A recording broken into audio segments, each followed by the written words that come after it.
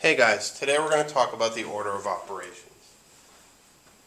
And I'm sure you've used the order of operations before. We're just going to go over it. The one vocabulary term that you'll need to know are called parentheses, and these are these little arc symbols.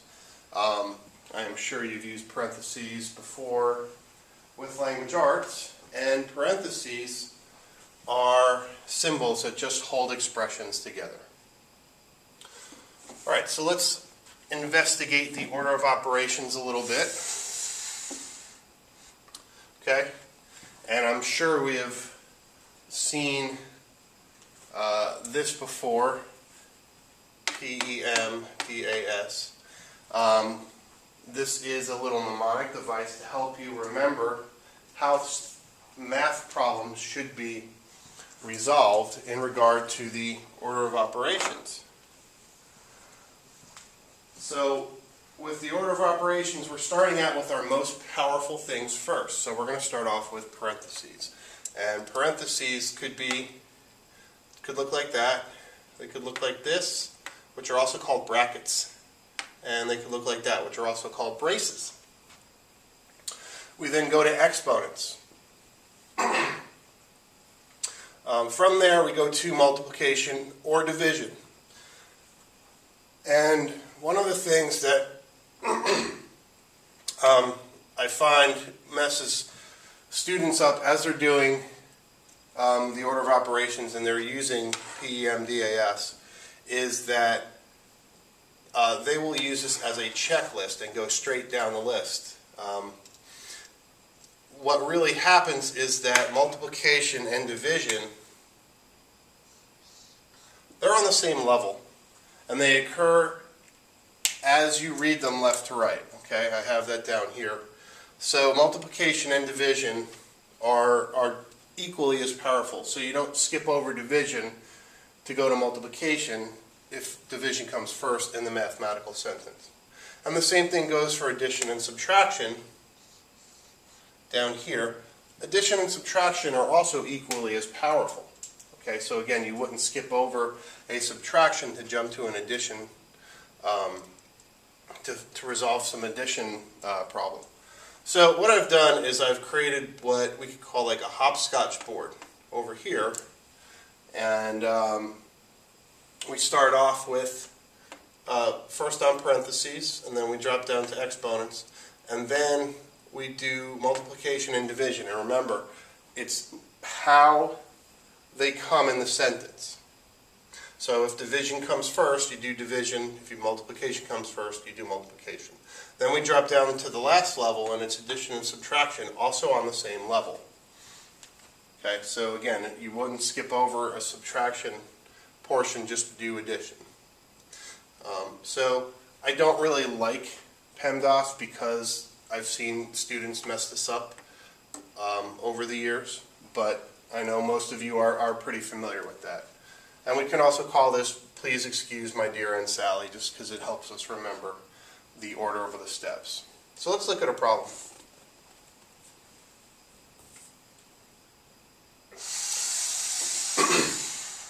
Okay, so for example 1, we have 4 squared minus 3 plus the quantity of 8 minus 4.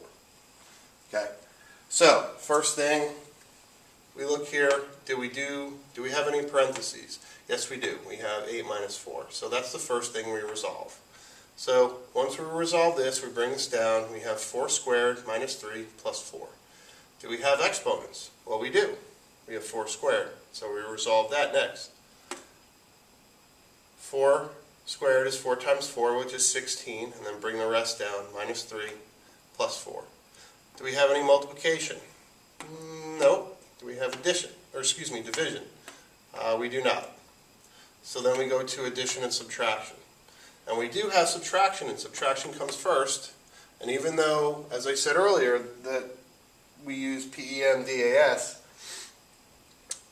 the subtraction and the addition are on the same level, so whichever one comes first. So in this case, if the subtraction comes first, we're going to do 16 minus 3, which is 13, and bring down our plus 4, and then we resolve 13 plus 4 to get 17.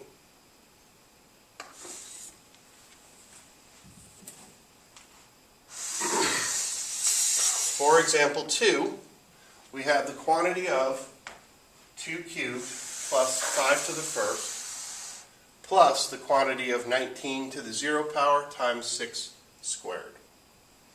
Okay, so let's look at our order of operations and see what we have. Do we have parentheses? Well, we actually have 2 sets of parentheses. So in this case, we're going to start doing them from left to right. So then we look inside. Do we have any parentheses inside here? No, we don't. Okay. We do have exponents, though. We have 2 to the third, and 2 to the third is 8. Don't forget, 2 to the third is 2 times 2 times 2. And we also have 5 to the first, and we know that any term raised to the first power is that term. So 5 to the first is 5. Then we come over to this set of parentheses. 19 to the 0 power, well, anything to the 0 power is 1. And then 6 squared. 6 squared is 6 times 6, which is 36. Okay, rewrite everything down here, and then we start again. Do we have any parentheses? Well, we do. We still have our parentheses to resolve. So we're going to start from left to right. We have 8 plus 5, which is 13.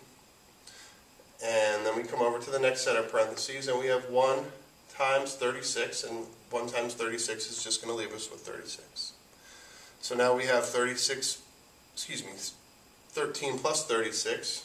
Start again. Do we have parentheses? No. Do we have exponents? No. Multiplication? No. No division. We do have addition.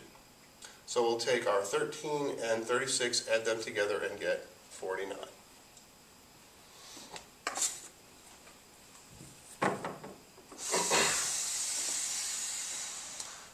Okay, our third example, we have 4 cubed divided by 2 cubed times 3 squared minus 9 to the 0 power plus 2 to the 5th power.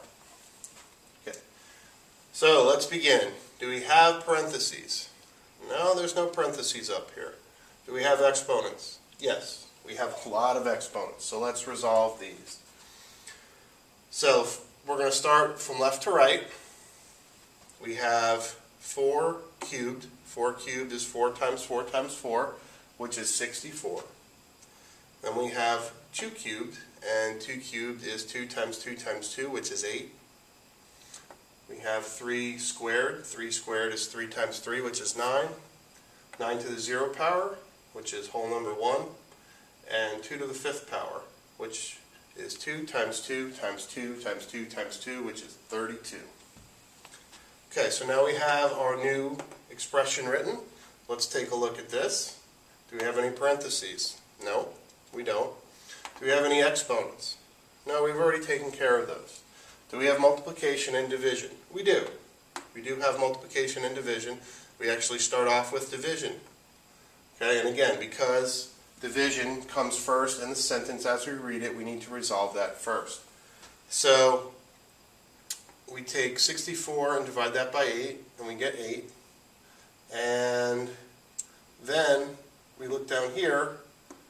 The next thing we have is multiplication, so we resolve that next. We have 8 times 9, which is 72. Now on this line here, we're left with just addition and subtraction. And subtraction comes first, so we have 72 minus 1, which is 71. And then we finally finish up with the addition of 71 plus 32, which is 103.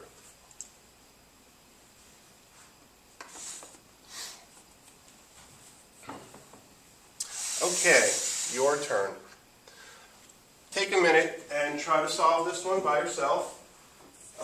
Do me a favor and write the PEMDAS hopscotch board on your paper so you can check off as you go through each of the levels.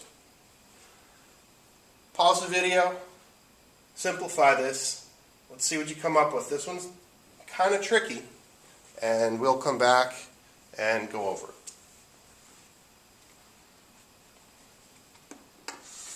Okay, let's go over our challenge problem here. There's a lot going on.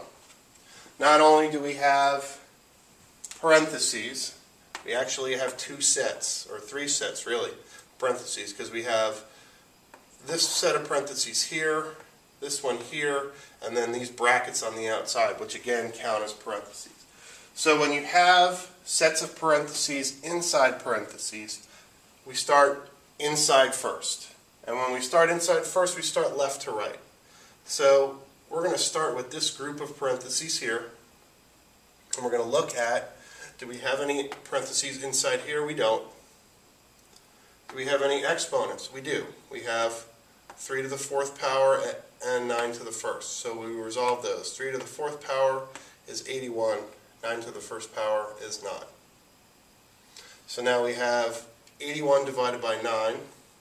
Let's go back up here and resolve this set of parentheses. We have the quantity of 2 squared minus 6 to the 0 power. So we resolve our exponents in here first. So 2 squared is 4, and 6 to the 0 power, anything raised to the 0 power is 1. So now our new expression is the quantity of 81 divided by 9 minus the quantity of 4 minus 1, all raised to the 3rd power. So now on this line we've taken care of our exponents. We are still going to work inside the parentheses. So we have these two sets of parentheses. Don't want to jump ahead. Okay, so we've taken care of our exponents. We do have division in this one because remember we're going to start reading from left to right. We have division here. So we divide 81 and 9 and we get 9. Then we go to the other set of parentheses. We don't have any parentheses, nor exponents, nor multiplication or division, but we do have subtraction. So we subtract 4 minus 1 and we get 3. So then we have resolved our innermost sets of parentheses. We still have these brackets on the outside, and they are technically, again, parentheses. So we start with what's inside the parentheses first, 9 minus 3. And 9 minus 3 is 6. And now we are left with 6, all raised to the 3rd power. And 6 to the 3rd power is 3 times 3 times 3, which is 216. Okay, folks, that's just a quick review of some order of operations. We threw some exponents in there to kind of go along with what we've been studying before. Don't forget, if you need to, you can re-watch this video and go over the concepts. We're going to do some practice in class, and I will see you there. Whoosh!